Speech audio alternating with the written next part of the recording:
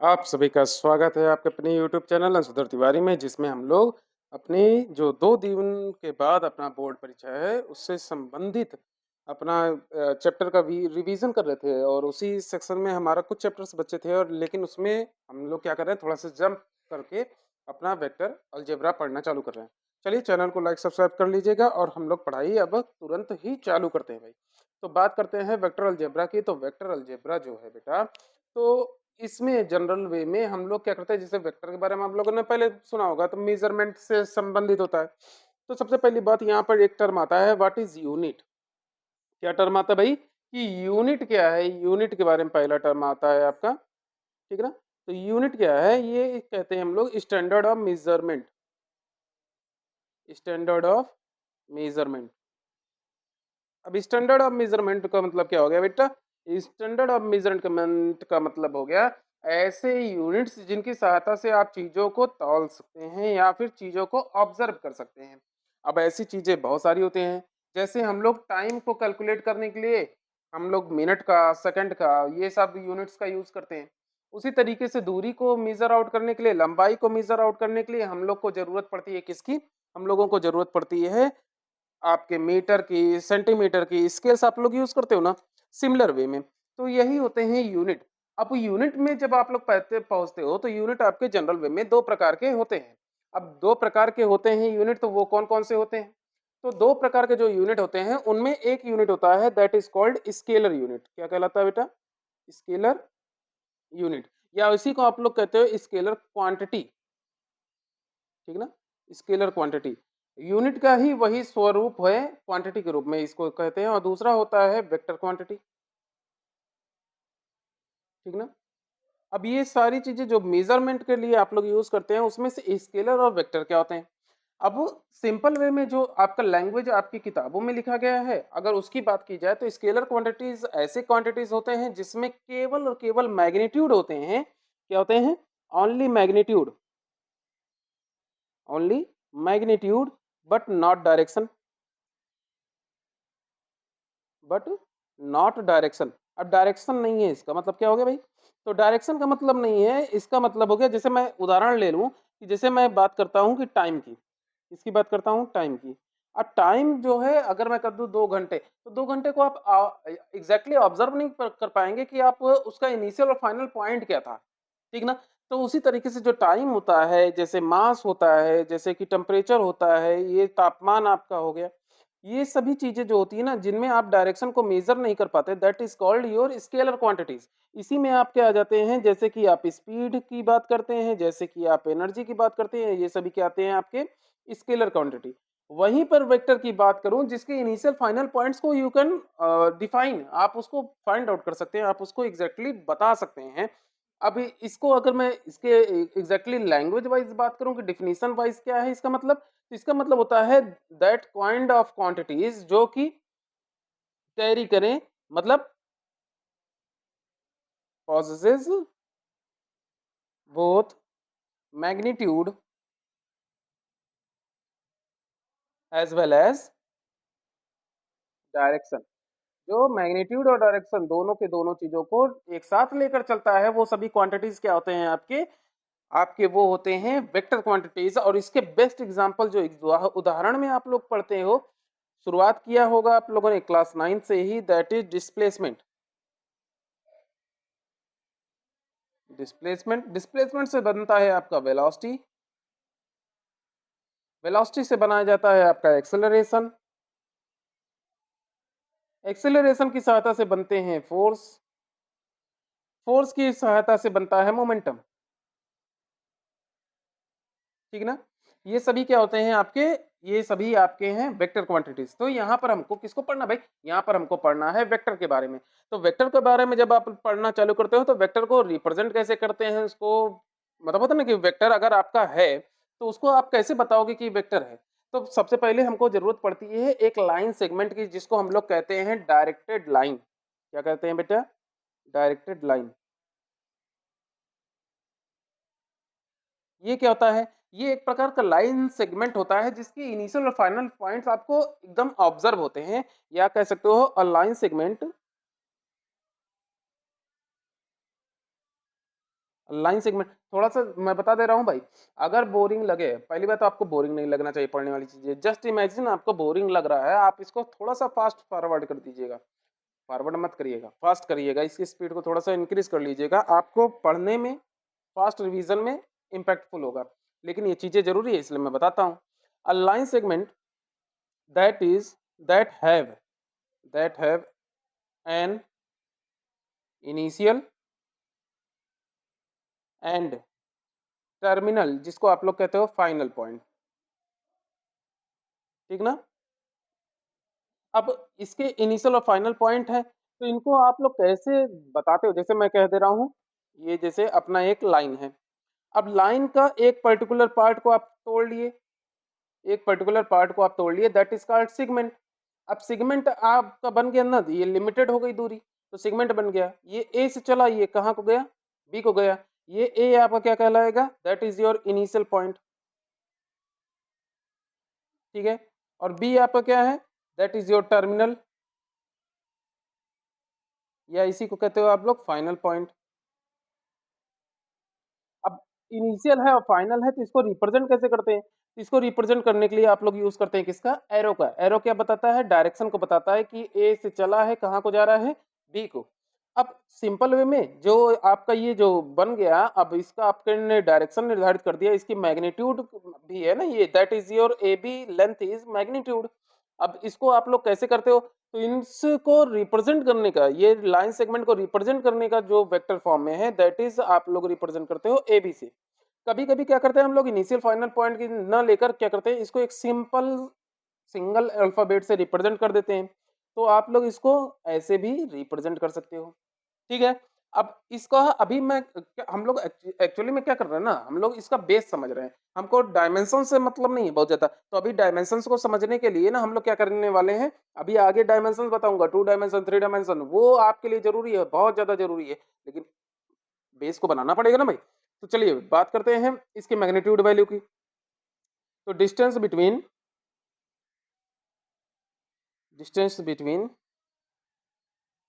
A and B, इन दोनों point के बीच की दूरी को ही आप लोग क्या कहते हो? मैग्नीट्यूड कहते हो। मैग्नीट्यूड का मतलब हो गया कि ये लेंथ कितना है। रिप्रेजेंट कैसे करते हैं मैग्नीट्यूड को? मैग्नीट्यूड को रिप्रेजेंट करते हैं, जैसे ए बी का मैग्नीट्यूड कर रहे हो तो ये आप ए बी लिखोगे, वेक्टर बनाओगे और इसको एक ना ये होता है ना कि आप ये डबल लाइन से, डबल बार से इसको कवर अप कर दोगे, ठीक ना? और कभी-कभी इसी में जैसे ये वाला है तो इसको आप लोग कैसे रिप्रेजेंट करोगे? ऐसे। समझ में आया ना? और अब जब इसका मैग्नीट्यूड निकल जाता है तो ये वेक्टर का ये जो लाइन आप बनाते हो एरो वाला, ये हटा देते हो, तो आप ऐसे भी लिख सकते हो, कैसे भाई? ए बी और ए, ठीक है ना? आप वेक्टर को हटा दिए, दैट इज योर मैग्नीट्यूड। अब एक बात को याद रखिएगा, मैग्नीट्यूड आपका अगर ये वेक्टर है, इसका एक इनिशियल फाइनल पॉइंट है, अगर ये दोनों पॉइंट एक दूसरे के ऊपर ओवरलैप हो गए तो तो उस सिचुएशन में जो इसकी वैल्यू है, इसकी वैल्यू आपकी ए बी यानी कि ये लेंथ की जो मैग्नीट्यूड वैल्यू हो, ये हमेशा या तो ग्रेटर देन होगा या तो इक्वल टू हो सकता है किससे? जीरो के। बट ये छोटा नहीं हो सकता किससे? जीरो से। समझ में आया ना? ये नेगेटिव पॉसिबल ही नहीं है क्योंकि लेंथ कभी भी नेगेटिव नहीं होती। अब बात करते हैं टाइप्स ऑफ वेक्टर कितने प्रकार के होते हैं। यही आपके वन लाइनर या कह सकते हैं मल्टीपल चॉइस क्वेश्चंस के ये हैं। टाइप्स ऑफ वेक्टर की बात करते हैं तो कितने प्रकार के आपके वेक्टर होते हैं। तो टाइप्स ऑफ वेक्टर में पहला जो वेक्टर है आपने जानना है, दैट इज योर कहते हैं ना भाई इसको, इस वेक्टर को हम लोग कहते हैं जीरो और नल वेक्टर। पहला जो वेक्टर है दैट इज कॉल्ड जीरो और नल वेक्टर ये कहते हैं। चलिए एक मिनट इसको पूरा कवर कर देते हैं तो यहीं पर कंप्लीट कर देंगे इस पेज को। पहला जीरो और नल वेक्टर। तो पहली बात, जीरो और नल वेक्टर को जनरल वे में आप लोग कैसे ओ से या फिर इसको कर सकते हो जीरो से रिप्रेजेंट करते हैं ऐसा, ठीक ना? अब ये वेक्टर होता क्या है? ये ऐसे वेक्टर होते हैं जिसके इनिशियल और फाइनल पॉइंट दोनों क्या होते हैं? सेम होते हैं। क्या होते हैं? Same. Initial and final point same. Initial and final points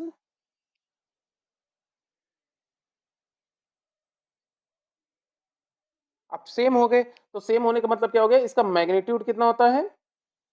इसका मैग्नीट्यूड होता है जीरो। मैग्नीट्यूड कितना होता है? 0 होता है। तो ऐसे वेक्टर्स को क्या कहते हो आप लोग?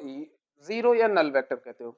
दूसरा जो टाइप है वेक्टर का that is called unit vector. Unit vector को सिंपल अब मैं लैंग्वेज लिख रहा हूँ। यूनिट वेक्टर जो होता है ना, इसको हम लोग कहते हैं ऐसे वेक्टर जिसका मैग्नीट्यूड वैल्यू कितना रहे? 1 रहे। या कह सकते हो डायरेक्ट मैं बोल दे रहा हूँ मैग्नीट्यूड इक्वल टू मैग्नीट्यूड कितना हो? 1 होता है। तो ऐसे वेक्टर्स को क्या कहते हो आप लोग?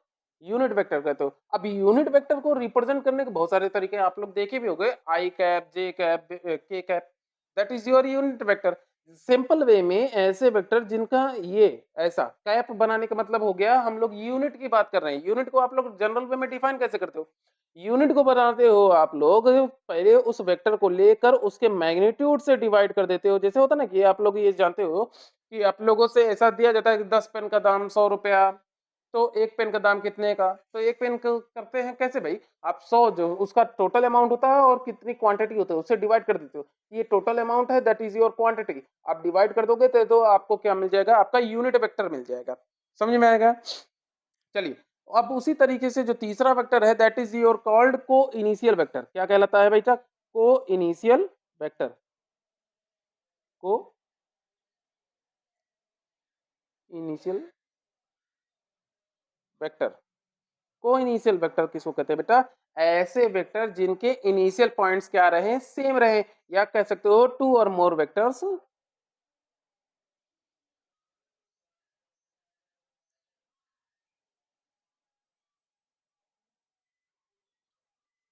वेक्टर्स हैव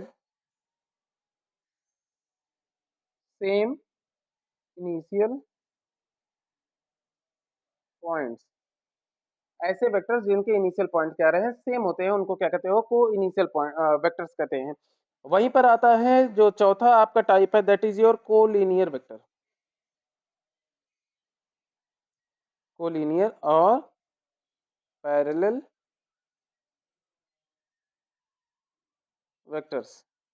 अब कोलिनियर और sorry collinear and parallel vectors को इसको कहते हैं।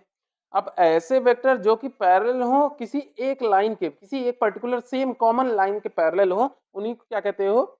आप कोलिनियर और पैरेलल वेक्टर्स कहते हो। व्हेन टू और मोर वेक्टर, व्हेन टू और मोर वेक्टर्स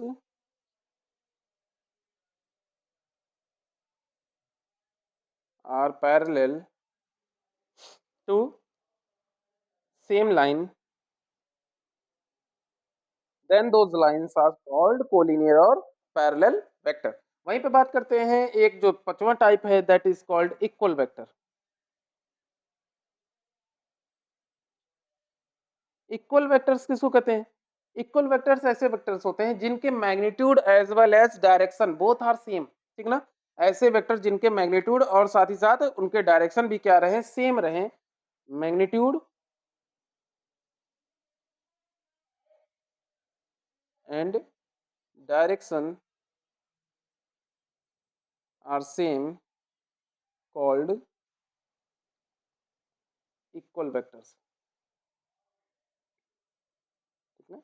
ये क्या कहलाते हैं? आपके इक्वल वेक्टर कहलाते हैं। चलिए, अभी बहुत सारे टाइप है, प्लीज अभी इसकी स्किप मत करिएगा, इतना जल्दी बोर मत हो जाइए। चलिए देखते हैं हम लोग। ठीक ना? अब इसी में आपका जो नेक्स्ट टाइप है that is called negative vector. अभी ये सारी चीजें आपने प्रयोग करनी है, इसलिए मैं अभी ये बता दे रहा हूँ। निगेटिव, एक मिनट, ठीक, निगेटिव वेक्टर्स। निगेटिव वेक्टर किसको कहते हैं? निगेटिव वेक्टर जैसे मैं कह दूं ना कि कोई दो वेक्टर हैं, जैसे ये देखिए, ये मैं ले रहा हूँ ना, ये आप समझ जाओगे। जैसे ये दो वेक्टर हैं, ये देखिएगा, दो वेक्टर हैं। अब ये देखिए दोनों का सेम है। दोनों क्या है? सेम है। सेम है ना? अब दोनों की लंबाई और साथ ही साथ मैग्नीट्यूड और डायरेक्शन, ये देखिए दोनों का ये जो टिप है सेम है। That is why this is called equal vectors. ऐसे वेक्टर क्या होते हैं? इक्वल। अब ये इक्वल इन मैग्नीट्यूड हैं, ये दोनों क्या हैं? इक्वल इन मैग्नीट्यूड हैं। बट अगर मैं इनका डायरेक्शन क्या कर दूं? अपोजिट कर दूं, जस्ट अपोजिट, जस्ट अपोजिट, तो ये क्या कहलाएंगे? आपके निगेटिव वेक्टर कहलाएंगे। अब ये ऐसे भी हो सकते हैं कि पैरेलल भी हों। साथ ही साथ ऐसे भी हो सकते हैं कि केवल ऐसा डायरेक्शन दोनों का ये दोनों का जो होता है ना कि टिप वो क्या कहते हैं बैक साइड ये दोनों का क्या हो सेम हो जाए, तो ऐसे वेक्टर्स को क्या कहते हो आप लोग नेगेटिव वेक्टर्स कहते हो। तो ये याद रखिएगा। Same magnitude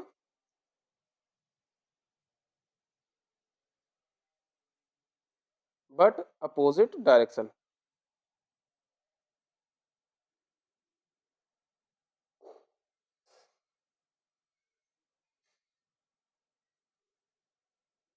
same magnitude but opposite direction क्या कहलाते हैं आपके? ये आपके कहलाते हैं नेगेटिव वेक्टर और यही आपको मूलतः याद रखना है भाई। जैसे मेरे पास एक वेक्टर है ए बी, ऐसा है, ठीक है ना? तो अब मैं इसी के जस्ट अपोजिट एक वेक्टर बनाऊंगा ये क्या कहलाएगा? A B.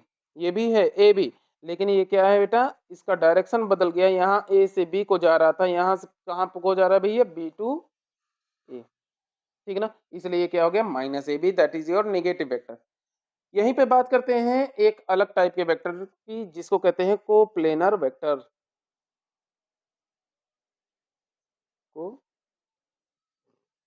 Coplanar vectors. Coplanar vector, अब जैसे मैं कह दूं भाई, ये देखिए ये भी एक वेक्टर है, ये भी एक वेक्टर है, यहाँ पर ये भी एक वेक्टर है, मल्टीपल ये सभी वेक्टर्स मैंने ले लिए हैं, ठीक है ना? अब ध्यान से देखेंगे तो ये सभी किस पर हैं, किस पर अटैच हैं भाई? इस पेज पर, इस पेज पर। अब ये पेज कैसा होता है अगर मैं इसकी थिकनेस को न लूं, मैं इसकी थिकनेस को न लूं तो ये देखिए ऑलमोस्ट निग्लेजिबल थिकनेस है। अब ऐसे में ये क्या हो जाएगा? जब निग्लेजिबल थिकनेस हो जाती है तो ये क्या कहलाता है? प्लेन कहलाता है। क्या कहलाता है? प्लेन। अगर इसमें मोटाई भी ऐड कर देते हो तब आपका ये वॉल्यूम में कन्वर्ट हो जाता है, और वॉल्यूम का मतलब क्या हो जाता है? ये थ्री डायमेंशनल हो जाता है। अब प्लेन को क्या कहते हो आप? Two dimensional. अब कई वेक्टर्स हो जिनमें कॉमन क्या हो? कॉमन हो वो सभी वेक्टर एक सिंगल प्लेन पर एग्जिस्ट करते हो, तब उनको क्या कहते हो आप लोग? कोप्लेनर वेक्टर कहते हो। अब ध्यान देने वाली बात है कोप्लेनर वेक्टर के लिए कि कोई भी दो वेक्टर आप अगर केवल दो ही वेक्टर हैं तो वो हमेशा कोप्लेनर रहेंगे। क्या रहेंगे? हमेशा कोप्लेनर रहेंगे। अगर कभी भी दो वेक्टर हैं कैसे भी हो, जैसे ये तिरछा है, आप चाहोगे तो एक पेज रखोगे या इसको और इसको ऐसा टच करता हुआ तिरछा ऐसा पास करेगा। लेकिन मुद्दे वाली बात क्या है? जस्ट इमेजिन कि तीन वेक्टर आप ले लो, तीन वेक्टर को लेने के बाद अभी ऐसे मैं ले रहा हूं तीन वेक्टर, तीनों अलग अलग डायरेक्शन में। अब ये सिंगल प्लेन पर नहीं आएंगे। अब ऐसे सिचुएशन में जब आप प्लेन लोगे तो जो दो वेक्टर या दो से अधिक वेक्टर एक ही प्लेन पे एग्जिस्ट करेंगे उन्हीं को क्या कहोगे आप लोग? कोप्लेनर वेक्टर्स कहोगे। तो ये याद रखना है आपको। थ्री और मोर वेक्टर, यहाँ पे तीन की बात करते हैं बेटा, ठीक ना? थ्री और more vectors which either lie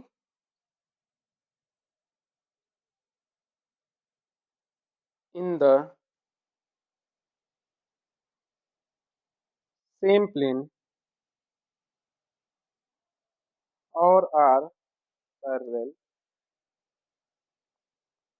to the same space,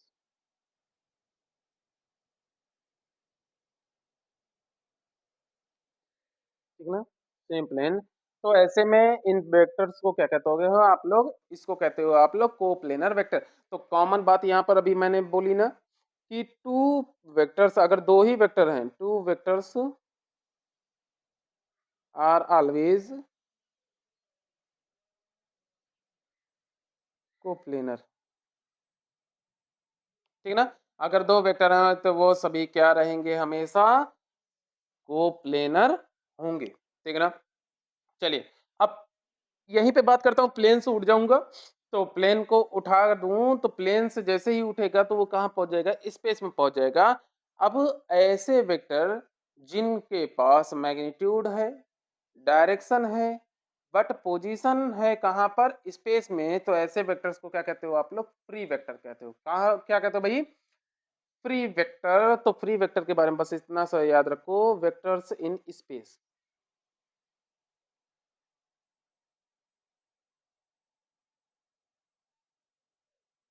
क्या कहोगे भाई?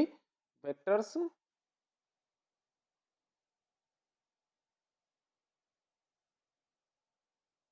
वेक्टर ऐसे वेक्टर जो कि स्पेस में हो यानी कि थ्री डायमेंशन में हो, उनको क्या कहते हो आप लोग? उसको कहते हो आप लोग बेटा फ्री वेक्टर। अब बात करते हैं, भई 19 मिनट का क्लास हो रहा है, लेकिन अभी मैं हम लोग बेसिक कंप्लीट आज करेंगे, ठीक ना? वेक्टर ऑपरेशंस जिसको कहते हो आप लोग ना, एडिशन और सब्ट्रैक्शन, ये सारी चीज़ें आपने समझनी है, कैसे स है, और इसको कर कर कंप्लीट, तब आगे लोग हम लोग बढ़ेंगे, ठीक ना? क्योंकि वेक्टर ड्रॉ करने के लिए भी आ जाता है भाई। तो चलिए, बात करते हैं यहाँ पे पोजीशन वेक्टर की, that is your important point.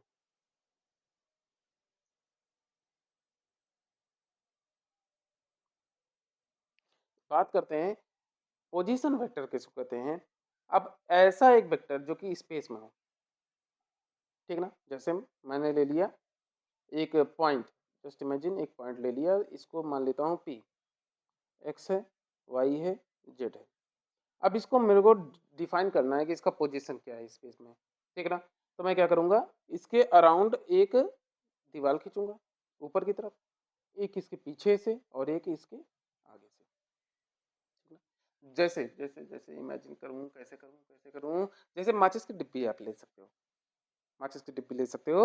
माचिस की डिब्बी को आप इमेजिन करोगे तो कैसे कहोगा था भाई, आप लोग ऐसे देखते हो ना, ऐसा, ऐसा, ऐसा देखते हो, ऐसा, ये, ठीक ना? बाहर से देखते हो तो कुछ ऐसा होता है, ठीक है? ऐसा होता है, ठीक। अब स्पेस की बात करते हैं, यहाँ पर मैं हवा में इसी में थोड़ा सा तल से उठाकर, इसके जो बेस है उससे थोड़ा सा उठाकर एक पॉइंट ले लूंगा, तो उसको डिफाइन करने के लिए आपको इसकी भी जरूरत पड़ेगी, चाहे आप इस तरफ से जाओगे, इस तरफ से जाओगे, और यहाँ ऊंचाई से भी आप ऑब्जर्व करोगे। तो ये जो ऑब्जर्वेशन होता है दैट इज योर पोजीशन, ठीक है ना? इस पॉइंट के पोजीशन को आप बताने के लिए, पॉइंट पी के पोजीशन को बताने के लिए जिन लाइंस का यूज करते हो that is your reference lines, ठीक ना? आप उनकी सहायता लेते हो। तो किसी भी पॉइंट को लोकेट करने के लिए स्पेस में आप जिस पर्टिकुलर पॉइंट पे, मतलब होता है ना कि थ्री पैरेलल लाइंस को आप यूज करते हो, उसको आप लोग जिस पॉइंट पे ये काटता है उसको क्या कहते हो, ओरिजिन कहते हो। अब इसको इनिशियल पॉइंट मानकर आप पी को जब मिलाते हो और ये जो बनता है पोजीशन, ये सेंटर या ओरिजिन से, that is your position vector. क्या कहलाता है ये?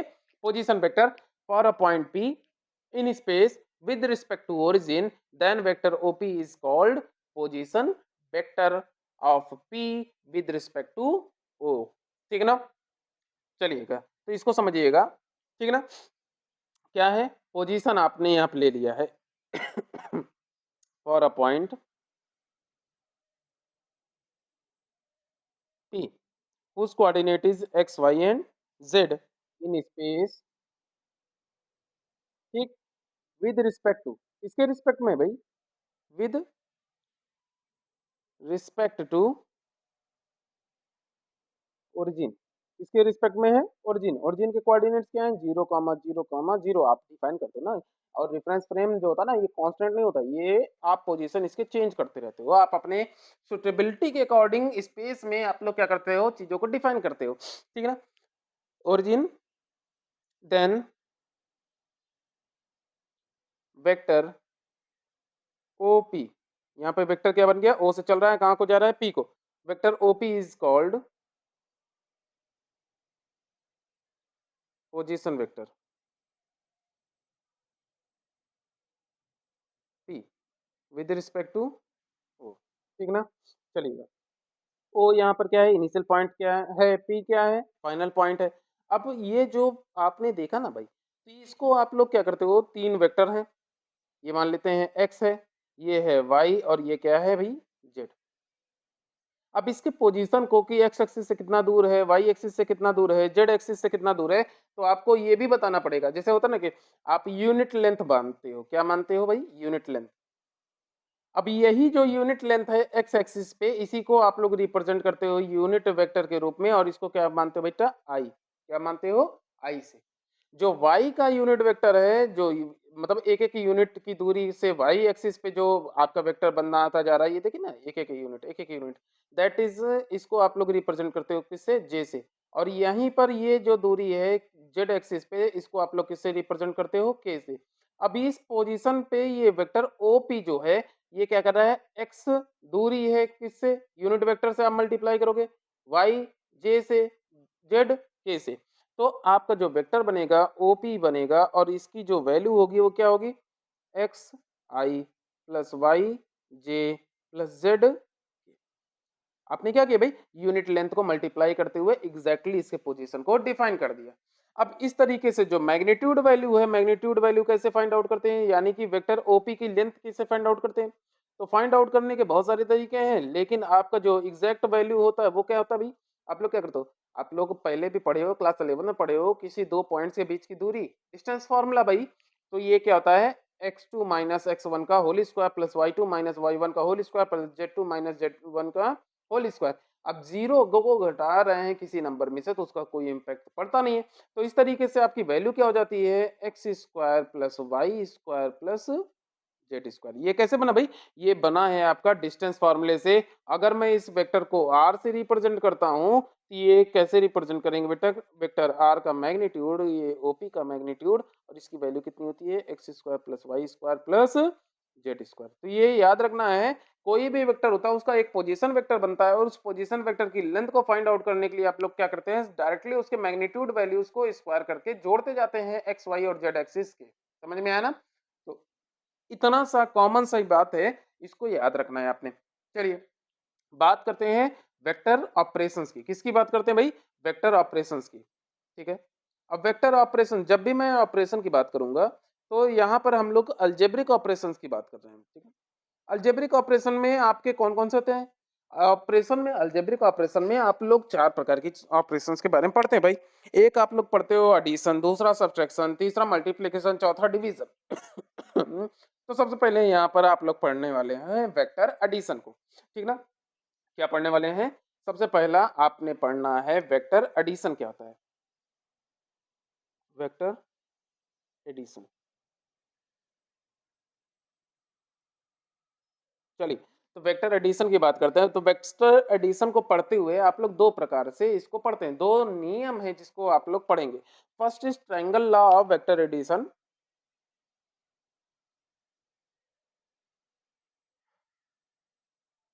क्या कहते हैं भाई, triangle law of vector addition को हम लोग पढ़ रहे थे, थोड़ा सा ब्रेक ले लिया था मैं, पानी प्यास लगी थी। Triangle law of vector addition, इसको सीखने वाले हैं। ठीक ना, देखिएगा, मैं दो वेक्टर्स ले रहा हूँ, दो वेक्टर ले रहा हूँ भाई, ध्यान से देखिएगा। एक वेक्टर है मेरे पास ऐसा, ऐसा। अब मैं इसको डायरेक्टली ए से रिप्रेजेंट करता हूँ। एक वेक्टर है मेरे पास ऐसा, ठीक है ना, इसको मैं रिप्रेजेंट कर दे रहा हूँ बी से। अब समझिएगा, मैं क्या करूँ, मैं क्या करूँ, इस वेक्टर को, वेक्टर बी में मैं क्या करूँ, वेक्टर ए को जोड़ूँ। वेक्टर बी में क्या करूँ, वेक्टर ए को जोड़ना है मुझे।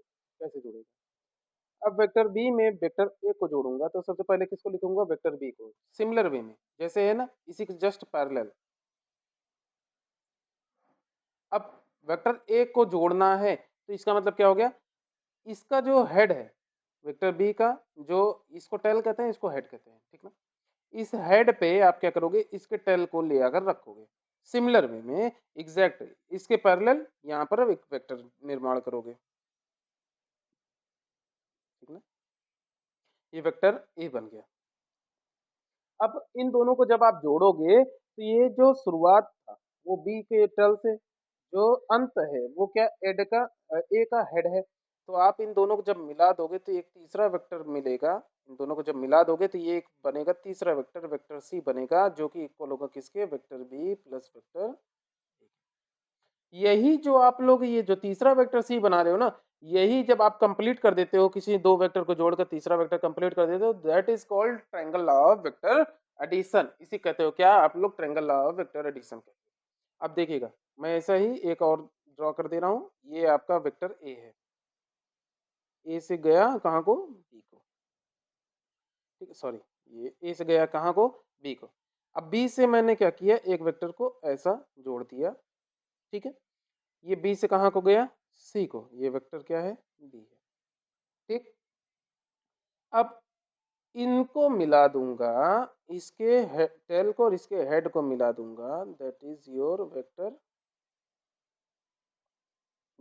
Vector C equal to vector A plus vector.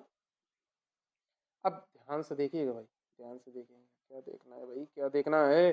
तो मैं अगर इसके चीज़ों को नीचे कर दूँ, अगर इसी को वेक्टर बी को उलट दूँ, इसके पोज़ीशन को चेंज कर दूँ, थोड़ा-सा समझिएगा भाई, यहाँ पे थोड़ा-सा एडजस्ट नहीं हो पा रहा है, 1 मिनट रुकिएगा।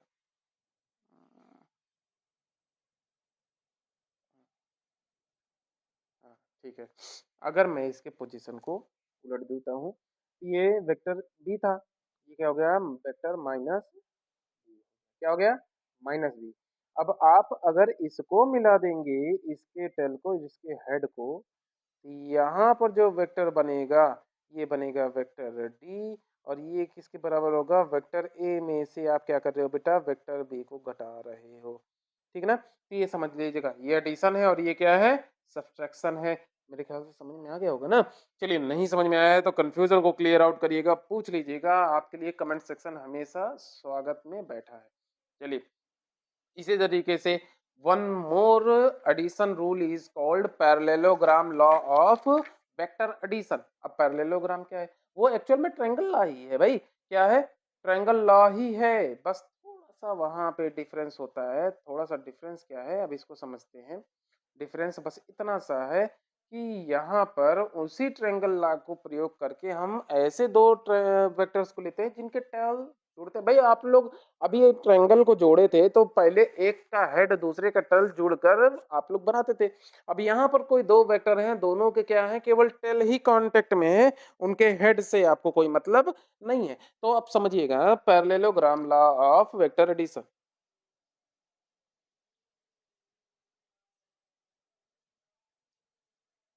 पैरेललोग्राम लॉ ऑफ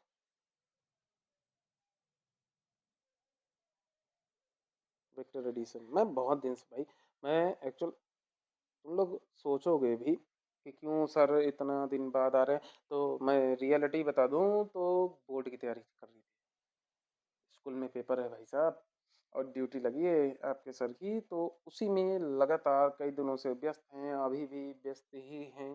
थोड़ा सा समय निकाला है आप लोगों से बात करने के लिए।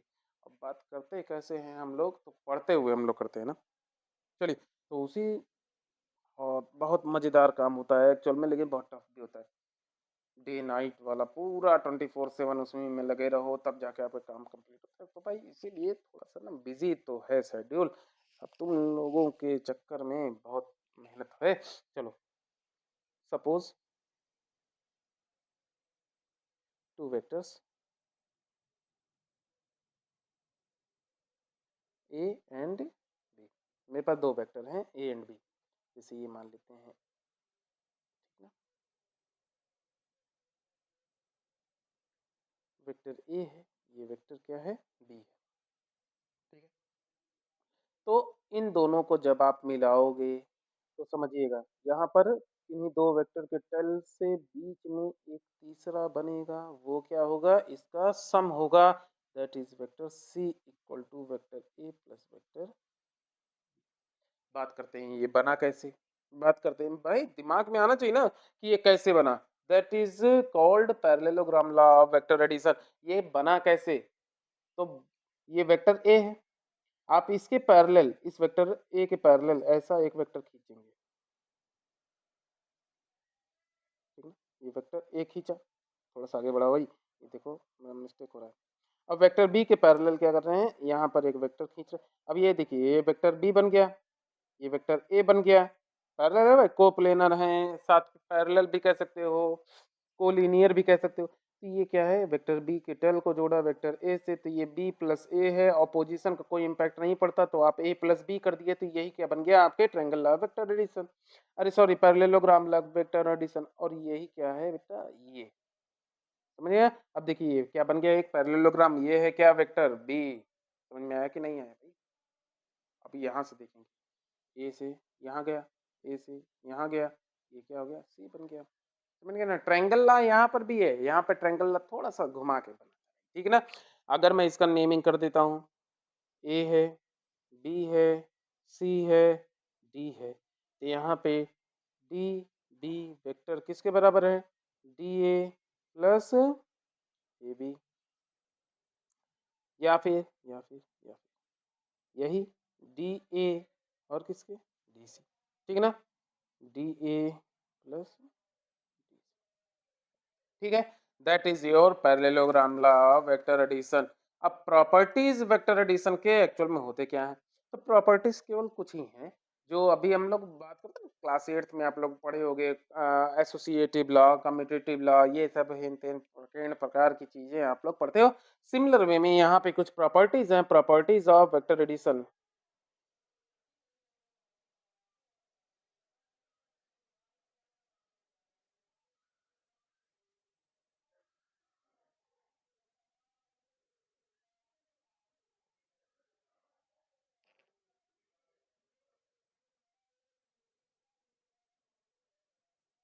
ठीक है? यहाँ पे कोई 3 वेक्टर लेते हैं समझाने के लिए ए, बी एंड सी। ठीक है? पहली बात कम्यूटेटिव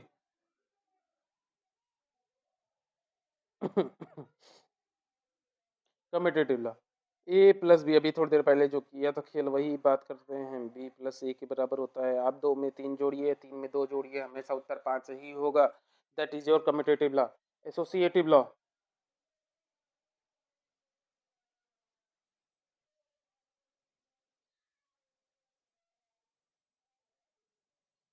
किन्हीं दो वेक्टर में सी को जोड़ा या फिर ए को छोड़ो और बी प्लस सी कर दो दोनों ही कोई डिफरेंस नहीं है ये भी याद रखना भाई ठीक है ना और तीसरे एडिटिव आइडेंटिटी बनता कैसे है भाई एडिटिव आइडेंटिटी जीरो को जोड़ने से बनता है तो यहाँ पर तो वेक्टर है तो यहाँ पे कौन सा वेक्टर यूज करोगे जीरो वेक्टर या नल वेक्टर ठीक है ना एडिटिव आइडेंटिटी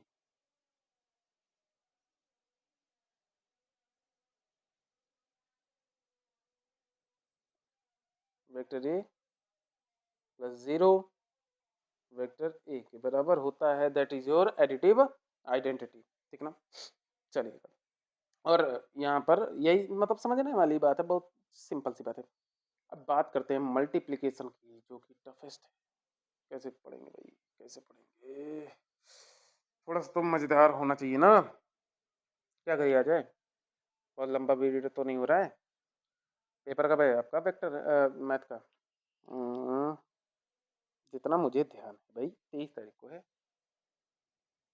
चलो आज रुकते हैं इतने पे ही रोक देते हैं हम लोग ना मैं बनाऊंगा आज ही क्लास बनाऊंगा प्रयास करके लेकिन अपलोड कर दूंगा इसको एक दिन में 2 क्लास डालता हूँ चलो देखते हैं हो पाता है कि नहीं क्योंकि थोड़ा सा परेशान तो हूँ भाई मैं भी वर्कलोड बहुत ज़्यादा हो गया चलिए आप सभी का धन्यवाद चैनल को लाइक सब्सक्राइब करना मत भूलिए